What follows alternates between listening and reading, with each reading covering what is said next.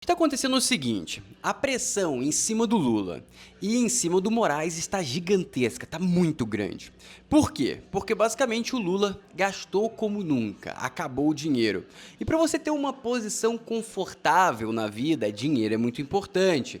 E para você ter uma posição confortável no governo, o dinheiro é ainda mais importante.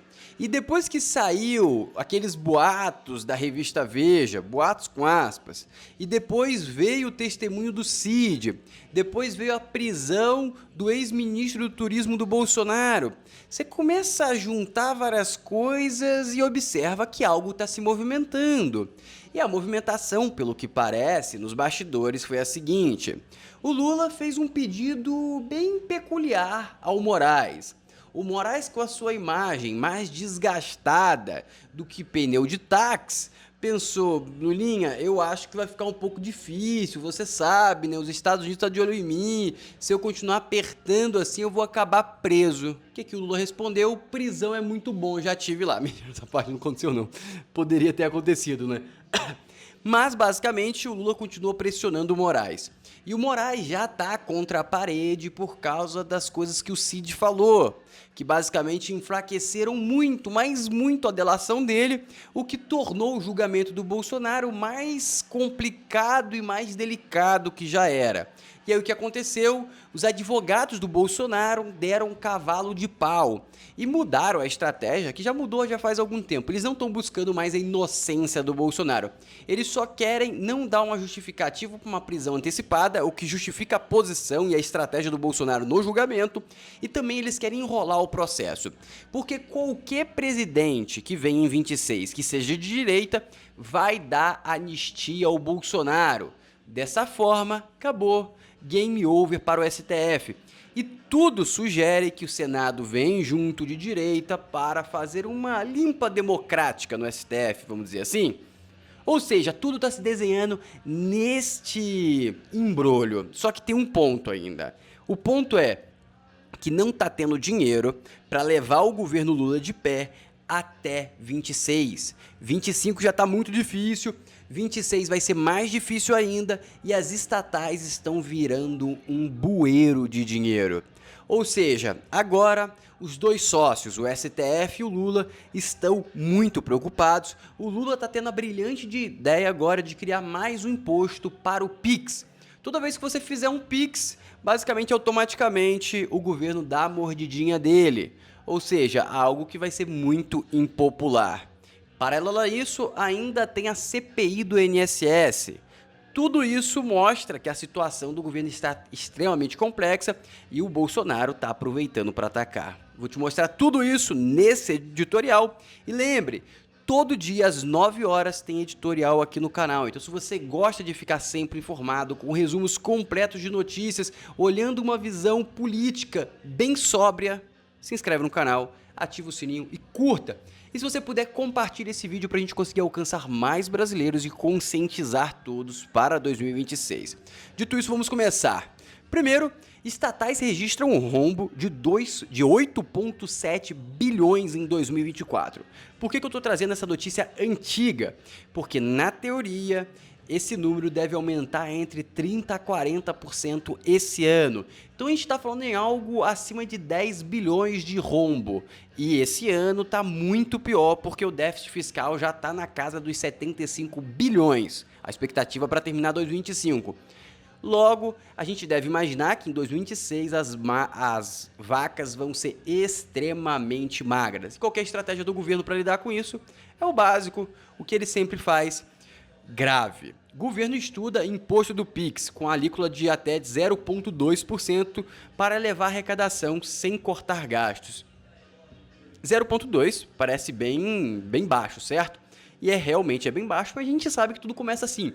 Aí 0,2, depois 0,25, depois 0,4, depois 1, 2, 3, 4, 5%, como sempre acontece. Então a minha sugestão é o seguinte: se isso aqui acontecer, a gente tem que ir para a rua. E espero muito que o Nicolas ajude com um vídeo bem bombástico para fazer o governo repensar a vida dele. E agora, a grande jogada do Lula pelo que parece, deu errada. Qual foi a grande jogada? Basicamente, o Lula começou a apertar o Moraes para tentar ali dar um sabre-love na questão do INSS. E olha o que aconteceu, juiz nega a contaminação de provas e mantém inquérito da farra do INSS. Ou seja, eles estavam querendo deslegitimar, botar uma pedra em cima desse buraco do INSS sem ninguém ser preso. Mas, pelo que parece, não conseguiu por enquanto. Por que por enquanto? Porque ele tem vários e vários artifícios para chegar a esse objetivo. E, obviamente, que que com certeza eles precisam pagar os aposentados antes de fazer isso. Então veio esse cara que me dá até vergonha, tá? Eu teria vergonha na cara de fazer esse trabalho, tá bom? Ele simplesmente fala que está pedindo agora 2,8 bilhões para conseguir pagar aos aposentados. Presta atenção no que esse cara fala. Eu acho lamentável o cara se prestar um papel desse.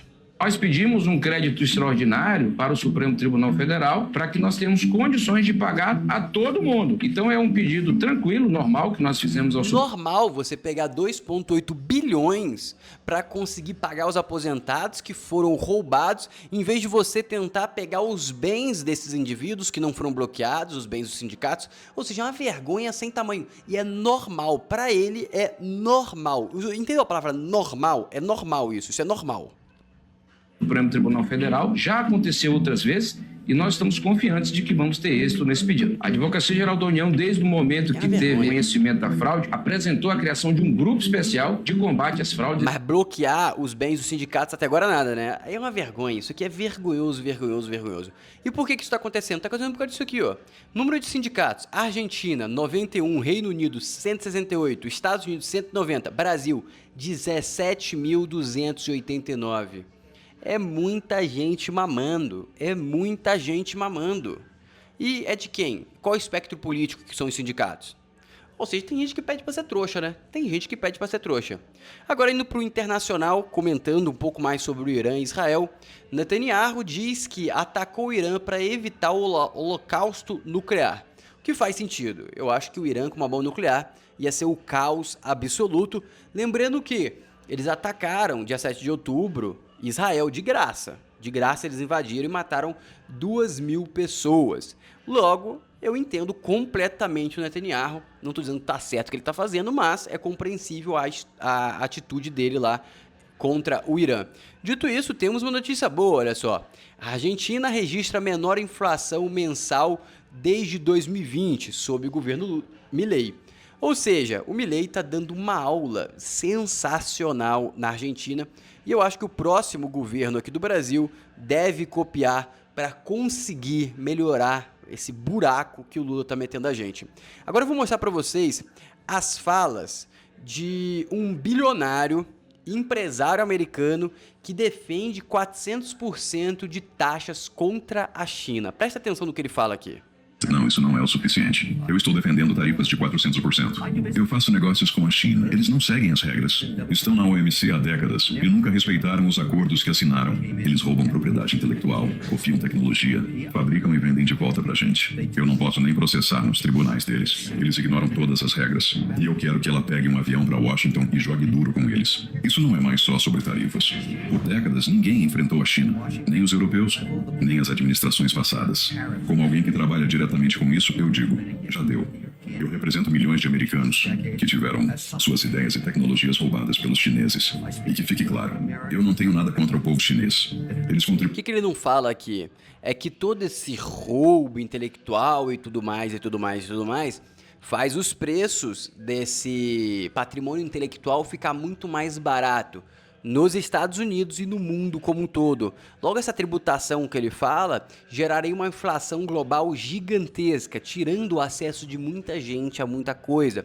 Logo, acho que é basicamente impossível que isso realmente seja aplicado. Os Estados Unidos e a China já estão em negociação, mas o que esse cara fala tem um fundo de verdade. Realmente, a estratégia da China foi roubar matéria intelectual, replicar, não pagar royalties, não pagar nada, para tirar sua galera da pobreza. E vamos ser sinceros, deu certo.